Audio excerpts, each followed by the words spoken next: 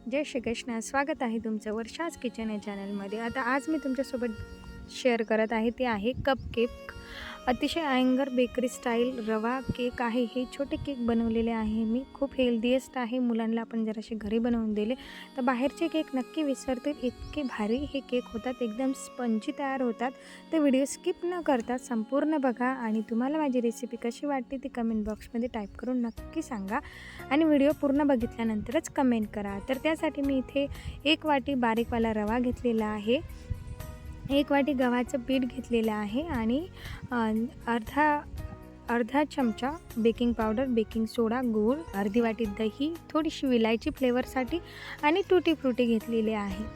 तर सगळ्यात अगोदर एका मिक्सरच्या भांड्यामध्ये आपण जो रवा घेतला होता 1 वाटी रवा तो टाकून द्यायचा आणि अर्धी वाटी जे गव्हाचं पीठ घेतलेलं होतं ते पीठसुद्धा टाकायचं. गव्हाचं पीठ अवश्य टाका, त्याने काय होते मग असा केक छान होतो. आणि इथे आपण साखरेच्या ऐवजी गूळ वापरणार आहोत. 1 वाटी गूळसुद्धा टाकलेला आहे आणि अर्धी वाटी मलईचं दही वापरलेलं आहे. दही जास्त आंबटही नको, एकदम मस्त मलईवालं दही घ्या आणि त्याच्यामध्ये दूध टाकून साधारण 1 वाटी दूध टाकून हे मस्त असं बारीक करून घ्यायचं आहे. विलायची पण टाकून बारीक करून घ्यायची आहे. विलायची फ्लेवर खूप छान लागतो. एका पातेल्यामध्ये काढल्यानंतर त्याच्यामध्ये अर्धी वाटी तूप घाला. तुपाने खूप मस्त स्मेल येतो. तुम्ही तेलसुद्धा घालू शकता याच्यामध्ये. मी तूप घातलेलं आहे. आता हे व्यवस्थित मिक्स करायचे. याची कन्सिस्टन्सी थिकच ठेवायची, जास्त पातळही बनवायची नाही आहे. खायला खूपच खमंग होतो. खूप बघू शकता तुम्ही अशा पद्धतीची कन्सिस्टन्सी ठेवायची. नंतर टूटी फ्रुटीमध्ये थोडंसं पीठ घोळवून घ्यायचं, जेणेकरून आपली टूटी फ्रुटी जी आहे ना ती एका जागी बसत नाही, सगळीकडे लागते. म्हणून ते पिठामध्ये मिक्स करून ती पण मिक्स करायची आहे.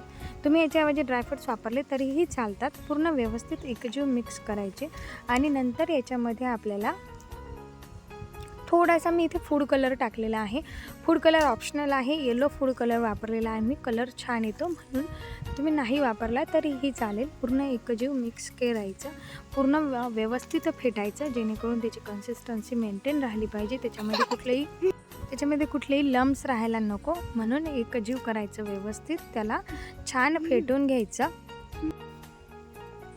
व्यवस्थित फेटून घेतल्यानंतर अर्धा चमचा बेकिंग पावडर, बेकिंग सोडा टाकायचा. पोह्याच्या चमच्याने मोजून घ्या. कमी घ्यायचा, जास्त प्रमाण झालं तर खूपच होईल. आणि ॲक्टिवेट होण्यासाठी त्याच्यावर थोडंसं दूध टाकायचं आणि परत त्याला फेटून घ्यायचं. दूध ॲक्टिवेट होतो, जेणेकरून आपल्या केकला जो आहे स्पंज व्यवस्थित येतो आणि जाळीदार बनतो.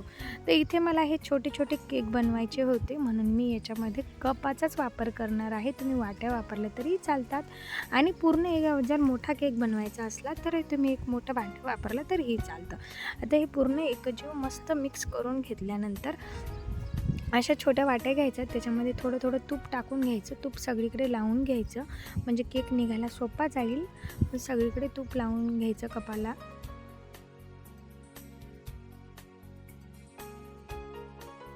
आणि आपण जे बॅटर बनवलं होतं ते त्याच्यामध्ये टाकून द्यायचं आहे. इथे मी छोटे कप वापरलेले आहेत. वाट्या वापरा किंवा छोटे छोटे ग्लास वापरले तरीही चालतात. आता मी 6 कप झाल्यानंतर एका ग्लासात सुद्धा टाकलं होतं. पूर्ण वाट्यामध्ये ते टाकून द्यायचं आहे बॅटर. आणि एकदम हेल्दी केक आहे. याच्यामध्ये आपण मैदासुद्धा वापरलेला नाही. मैदा तरी इतर मुलांसाठी खरंच खूप घातक असतो. अशा पद्धतीने ते टॅप करायचं सगळीकडे, कारण टॅप केल्यानं काय होतं,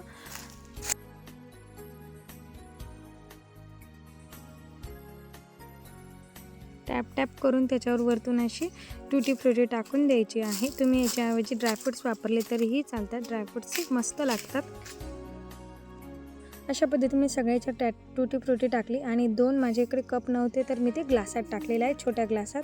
तो पण बघू शकता त्या ग्लासातला केक किती फुगणार आहे. तर इथे कढई प्रीहीट करायला ठेवायची आहे. स्टँड थोडंसं गरम झाल्यानंतर आपले केक जे आहे ते त्याच्यावर ठेवून द्यायचे आहे आणि मस्त झाकण ठेवायचं आणि याला 30 ते 35 मिनटापर्यंत उघडूनही बघायचं नाही आहे. 30 ते 35 मिनटानंतर तुमचा केक असा व्यवस्थित तयार होतो. आता बघू शकता 30 ते 35 मिनटानंतर केक असा व्यवस्थित तयार झालेला आहे. 30 ते 35 मिनटानंतर आपले केक व्यवस्थित तयार होतात. खूप छान बेक होतो आणि याला पूर्ण थंड होऊ द्यायचं, नंतरच काढायचं. एका चमच्याने किंवा चाकूच्या सहाय्याने चेक करायचं. त्याला काही लागून आलं नाही म्हणजे आपला केक व्यवस्थित बेक झालेला आहे. पूर्ण थंड झालं, 10 मिनिटानं थंड झाल्यानंतरच काढा, नाही तर गरम गरम जर काढला तर केक मोडेल. त्यामुळे थंड झाल्यानंतर बघू शकता काय मस्त असा केक निघालेला आहे. ग्लासातला खूपच छान निघाला होता आणि खूप मोठा स्पंज आला होता याला आणि एकदम हेल्दीस्ट केक बनवून घरी तयार होतो, तो पण रवा आणि गव्हाच्या पिठापासनं. तर अशा छान छान रेसिपीसाठी या चॅनलला लाईक, शेअर, सबस्क्राईब करायला विसरत जाऊ नका. आणि तुम्हाला ही माझी रेसिपी कशी वाटली ती कमेंट बॉक्समध्ये टाईप करून नक्की सांगा. आता मी तुम्हाला एक केक फोडूनसुद्धा दाखवते. त्याला बघू शकता आतमध्ये पण त्याला किती छान जाळीदार तयार झालेला आहे तो.